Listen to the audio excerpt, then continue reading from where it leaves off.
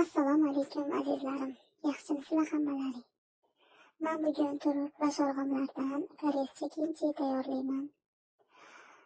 Turub va sholg'omlar borida anchadan beri ishlatmayotganidan shularni uvol qilgim kelmadida kimchi qilishga qaror qildim. Buni YouTube'dan o'rgandim. Qani boshladik. Gulli qilib hamma turub va sholg'omlarni yuvib to'g'rab olamiz. 2 kunga namako'pli suvga solib qo'yaman.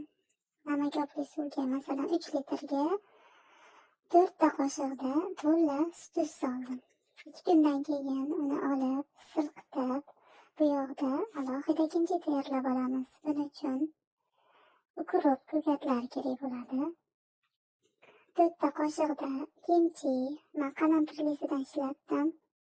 Soya sousi, oq kunjut va 3 ta bo'lakda sarimsoq piyoz. Uni mayda qirg'ichdan chiqarib qo'shganman. Va tuz solish kerak emas, chunki turubimiz hali sho'rta, shuning uchun shart emas. Aralashtirib olamiz. Aralashtirganimizdan keyin shu idishga turublarni solamiz va qo'limizda yaxshilab mijirgan holatda aralashtirib olamiz.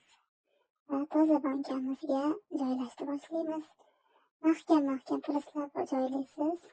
Va mana ko'rib turganingizdek tayyor. Buni bemalol 3-4 kundan keyin yoki hozir yesangiz bo'laveradi.